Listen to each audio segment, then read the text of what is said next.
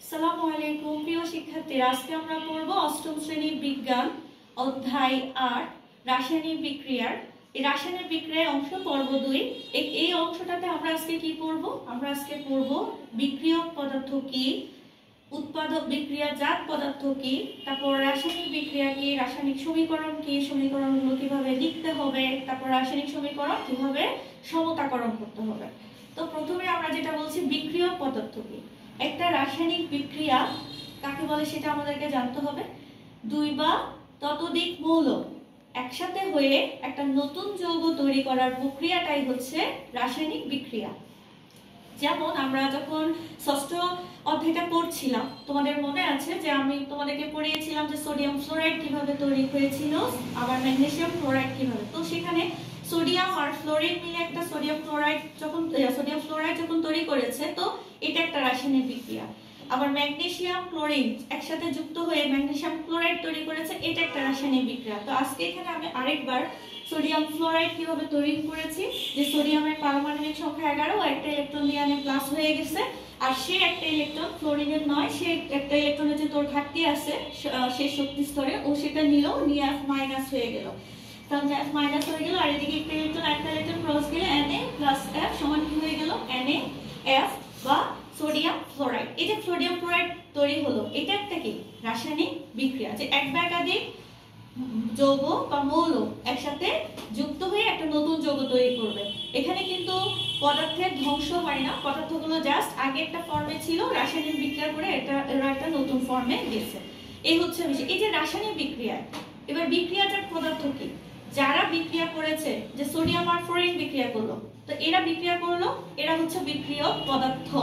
বিক্রিয়ক পদার্থ। তাহলে বিক্রিয়াজাত পদার্থ কোনটা? বিক্রিয়ার ফলে যেটা উৎপন্ন হলো, যে সোডিয়াম ফ্লোরাইড তৈরি হলো, যে সোডিয়াম ফ্লোরাইড হচ্ছে বিক্রিয়াজাত পদার্থ। তাহলে যারা বিক্রিয়া করবে তারা হচ্ছে বিক্রিয়ক পদার্থ। যারা বিক্রিয়া তৈরি হবে, বিক্রিয়ার ফলে উৎপন্ন হবে একটা নতুন যৌগ তৈরি হবে, সেটা হচ্ছে বিক্রিয়াজাত পদার্থ। এরপরে আসলো রাসায়নিক সমীকরণ কি। এই যে বিক্রিয়ক পদার্থ আর এই যে উৎপন্ন পদার্থ, যেটাকে বিক্রিয়াজাত পদার্থ বলা হচ্ছে, এগুলোকে লেখার সময় নিশ্চয়ই আমি যেটা বলেছি যে মৌলকে প্রকাশ করা হয়, তার সংক্ষেপ রূপে বলা হয় প্রতীক, আর যৌগের সংক্ষিপ্ত রূপ হচ্ছে কি তার সংকেত। তো প্রতীক, সংকেত এবং এদের মাঝখানে একটা যে অ্যারো চিহ্ন ব্যবহার করে, যে যৌগ জিঙ্ক লিখলো, যেমন আমি এখানে একটা বিক্রিয়া দেখিয়েছি জিঙ্ক আর সালফিউরিক অ্যাসিড। তো জিঙ্ক একটা মৌল, ওর প্রতীক লিখেছি, আর সালফিউরিক অ্যাসিড একটা যৌগ, তাহলে ওর সংক্ষিপ্ত রূপটা হবে কি প্রতীক, সংকেত হবে। তো জিঙ্ক সালফিউরিক অ্যাসিড, তো লেখার পর এই যে বিক্রিয়া করলো, অ্যারো দিলাম, অ্যারো, তারপরে ওরা কি হলো? তৈরি হলো বিক্রিয়াজাত পদার্থ, জিঙ্ক সালফেট আর হাইড্রোজেন, এরা হচ্ছে কি বিক্রিয়াজাত পদার্থ। তো বিক্রিয়ক পদার্থকে এবং বিক্রিয়াজাত পদার্থকে প্রতীক, সংকেত, অ্যারোর মাধ্যমে প্রকাশ করার প্রক্রিয়াকে বলা হয়, প্রকাশ করাকে বলা হয় যে রাসায়নিক সমীকরণ। এই গেল রাসায়নিক সমীকরণ। রাসায়নিক সমীকরণ লেখার নিয়ম কি?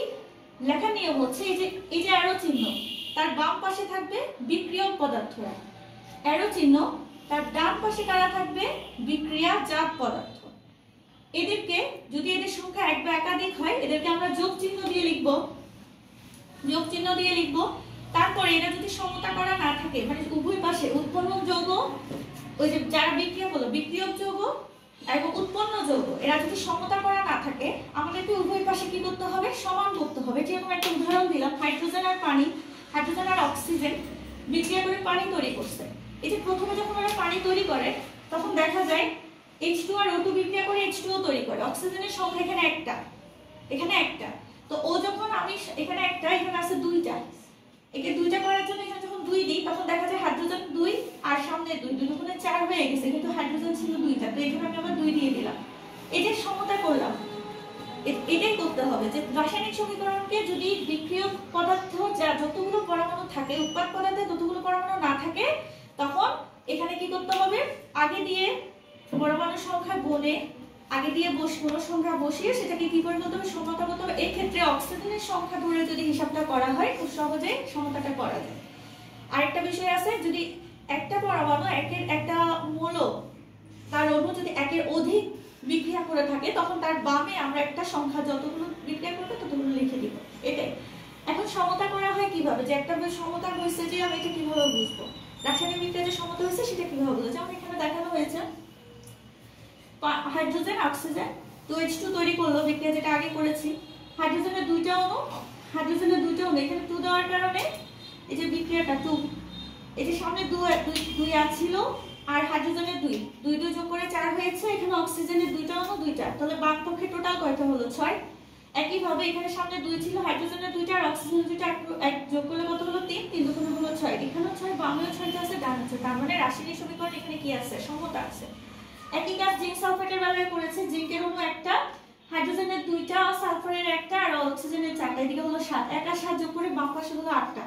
আর জিঙ্কে এদিকে জিঙ্ক সালফেটে জিঙ্কের 1, সালফারের 1, অক্সিজেনের 4 যোগ হয়ে গেল কত 6, হাইড্রোজেন অণু 2, বাম পক্ষে টোটাল হয়েছে 8টা।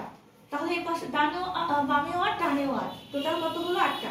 এভাবেই আসলে রাসায়নিক বিক্রিয়াটা সমতা করা হয়। তো এই ছিল আমাদের আজকের ক্লাস। আগামী ক্লাসে আমরা নতুন কোনো টপিক নিয়ে পড়বো। সবাই